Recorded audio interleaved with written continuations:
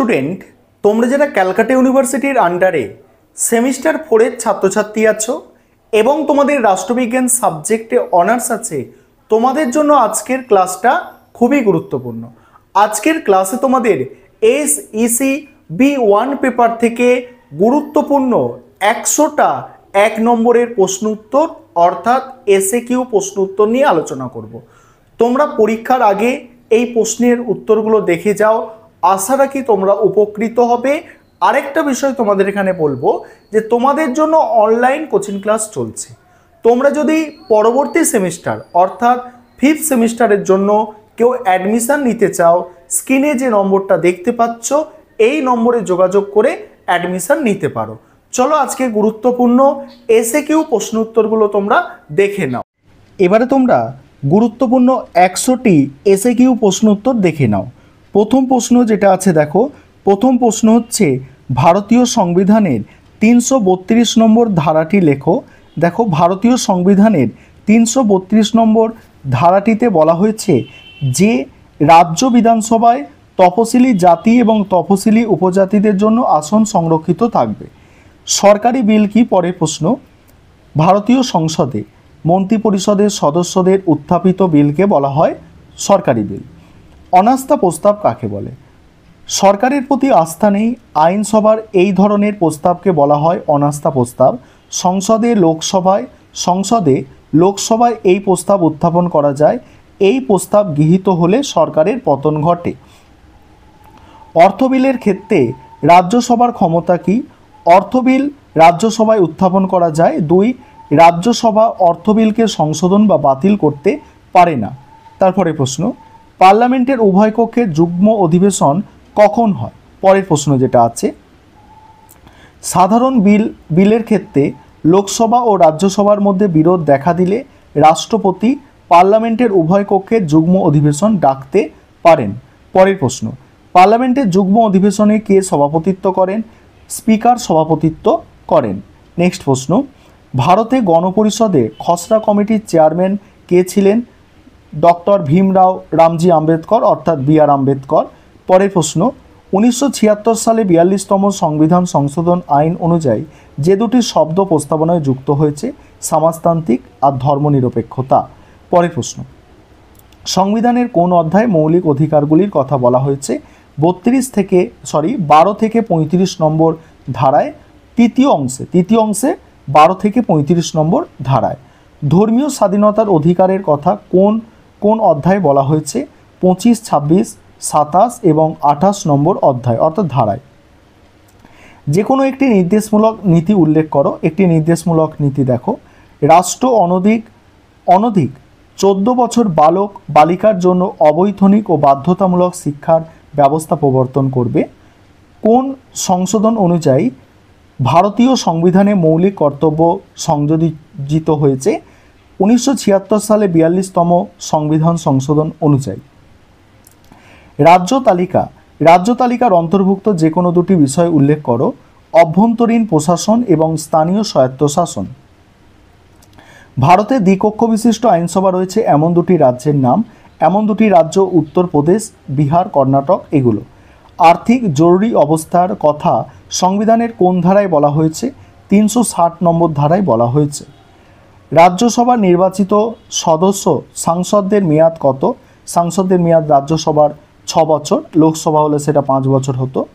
লোকসভায় অর্থবিল কে চিহ্নিত করে? স্পিকার চিহ্নিত করে, এটা তোমরা প্রত্যেককেই জানো। অঙ্গরাজ্যের রাজ্যপালকে কে নিয়োগ করে? রাষ্ট্রপতি। সুপ্রিম কোর্টের মূল এলাকা কি? অ্যান্সারটা দেখো, সুপ্রিম কোর্টের মূল এলাকা।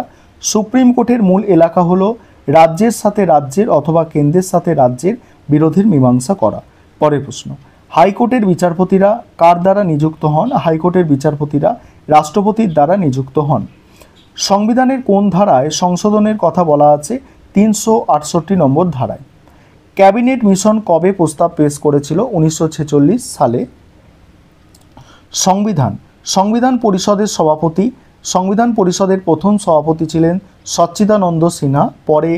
পরে রাজেন্দ্র প্রসাদ নির্বাচিত সভাপতি হন। সংবিধান পরিষদের সবাই কে উদ্দেশ্য প্রস্তাব পেশ করেন?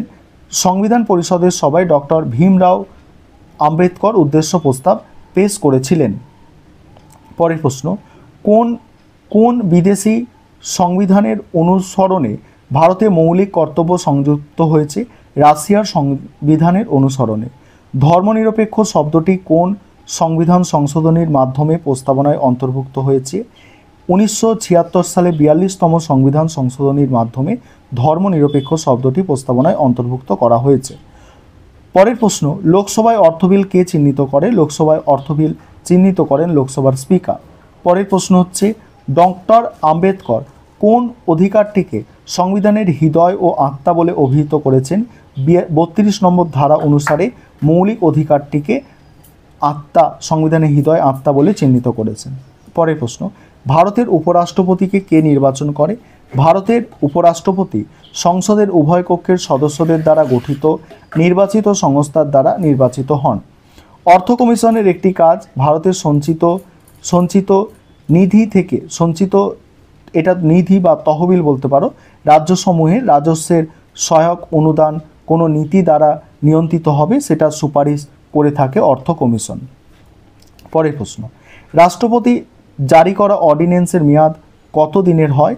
356 নম্বর ধারা অনুযায়ী কমপক্ষে 6 মাস থেকে অনধিক 3 বছর পর্যন্ত হতে পারে। পরের প্রশ্ন, স্বেচ্ছাধীন ক্ষমতা কে ভোগ করে? রাজ্যপাল স্বেচ্ছাধীন ক্ষমতা ভোগ করে। সংসদের যৌথ অধিবেশনে কে সভাপতিত্ব করেন? যৌথ অধিবেশনে লোকসভার স্পিকার সভাপতিত্ব করেন। বন্দি প্রত্যক্ষীকরণ কাকে বলে? কোনো বন্দীকে আদালতে সশরীরে হাজির করানো হলো বন্দি প্রত্যক্ষীকরণ।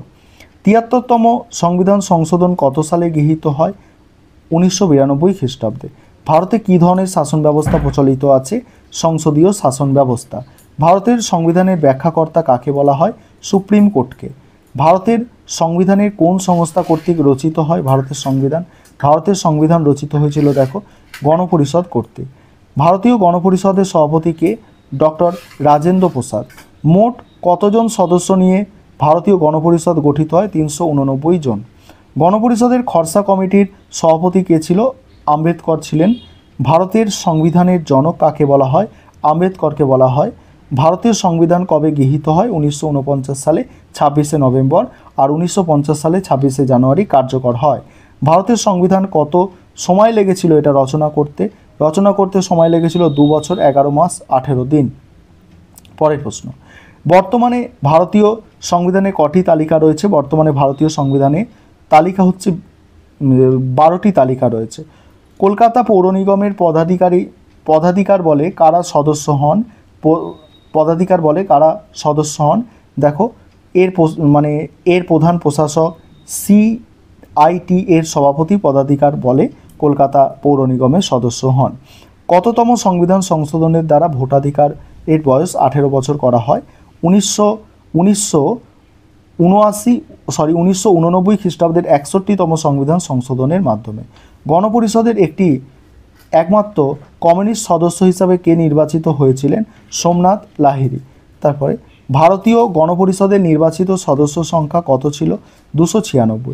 রাষ্ট্রপতি রাজ্যসভায় কতজন সদস্যকে মনোনীত করতে পারেন? 12 জন সদস্যকে। রাষ্ট্রপতি লোকসভায় ভারতীয় সদস্যদের মধ্যে থেকে কতজনকে মনোনীত করতে পারেন? 2 জনকে মনোনীত করতে পারেন। পার্লামেন্ট বা সংসদের অধিবেশন কে আহ্বান করেন? রাষ্ট্রপতি আহ্বান করেন।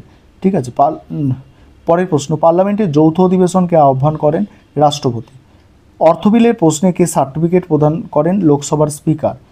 রাজ্য বিধানসভার অধিবেশন কে স্থগিত রাখতে পারেন? বিধানসভার দেখো রাজ্যপাল রাজ্য বিধানসভার অধিবেশন স্থগিত রাখতে পারেন।